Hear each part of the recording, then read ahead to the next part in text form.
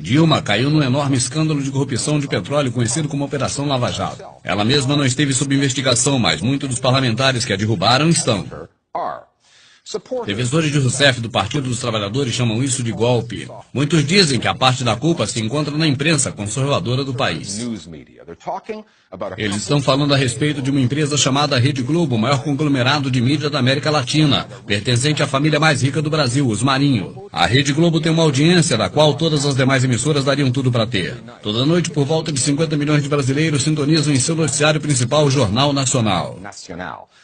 A Globo não apenas cobriu os protestos sobre a Operação Lava Jato, mas em alguns casos chamou os telespectadores para se juntarem a eles. Historicamente, a Globo nunca se intimidou sobre suas opiniões. Em 64, ela apoiou o golpe militar e já se desculpou pelo estreito relacionamento que teve com o regime nas 2 décadas seguintes. Há 13 anos, quando o PT tomou o poder, ele escolheu não mexer na imprensa. Claramente imaginou que iria conter a Globo de outra maneira. E nisso o PT provou estar errado. Nosso repórter Paulo Ganino está no Rio de Janeiro, no enorme complexo midiático chamado Rede Globo.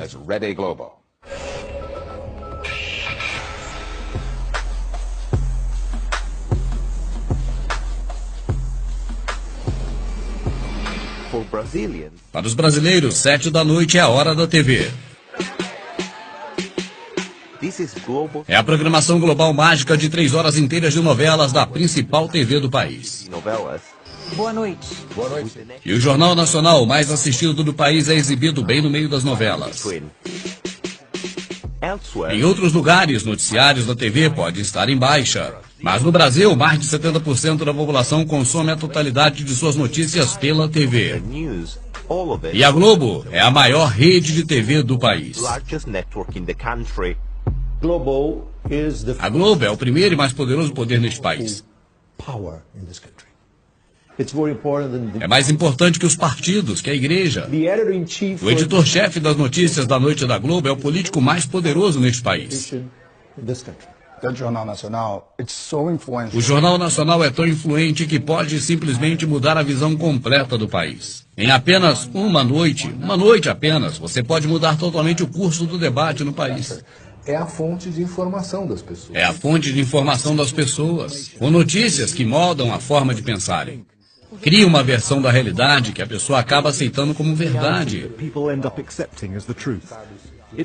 É a produção de uma hegemonia do pensamento, de interpretação de fatos, que se apresenta por si mesma como verdade. Acaba aceitando que aquilo é verdade.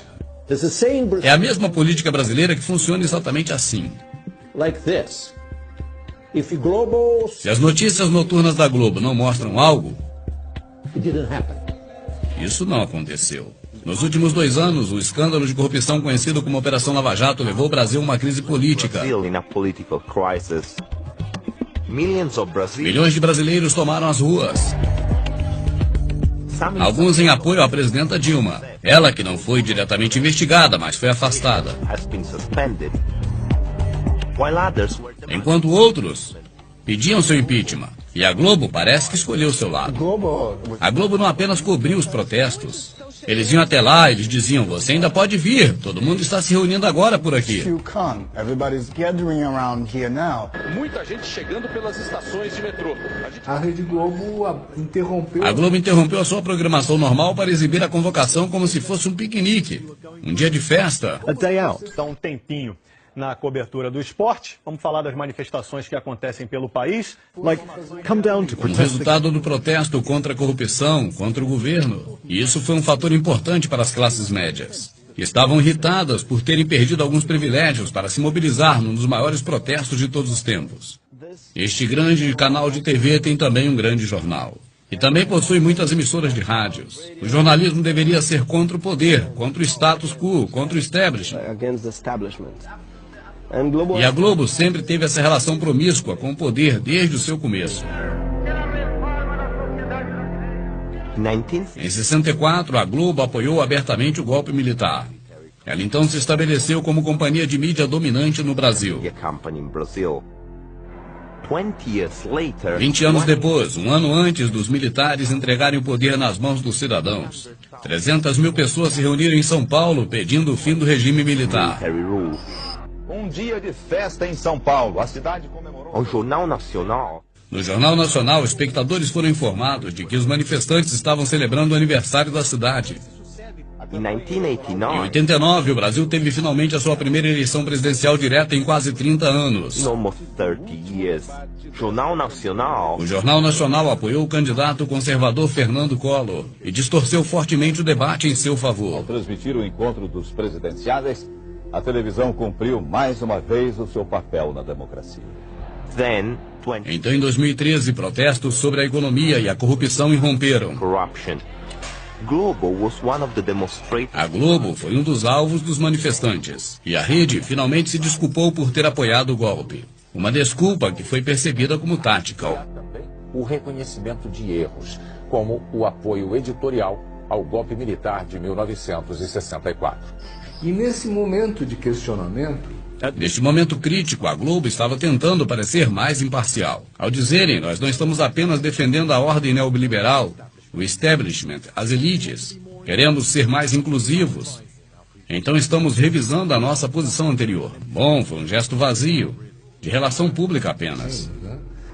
A Globo parece não gostar do escrutínio que vem por ser o maior conglomerado de mídia da América Latina. É como definiu um ex-presidente brasileiro, uma das instituições mais poderosas do país. Nós entramos em contato diversas vezes com a Globo, pedindo uma entrevista para esta reportagem, mas ninguém se apresentou.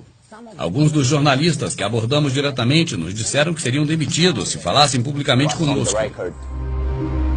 Globo is a national A network. Globo é uma rede nacional, mas eles afirmam que toda a política é local. E de um canto a outro do Brasil, afiliadas da Globo determinam a influência. A cobertura de notícias regional do Brasil é bem pior do que a cobertura de notícias nacionais, que já é ruim. A questão é que essas afiliadas da Globo sempre pertenceram a políticos.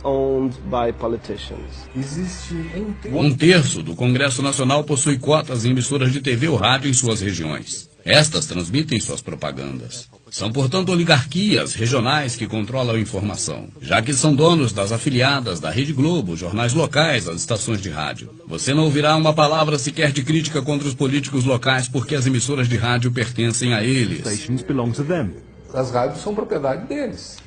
No Brasil, muitas coisas que são óbvias no resto do mundo não são aqui, como a separação da igreja e Estado. Nós não temos isso. Nós não temos também separação entre imprensa e governo. Em 2002, Lula, líder do Partido dos Trabalhadores PT, venceu as eleições presidenciais. Presidential elections, marking a Marcava a virada da esquerda no governo.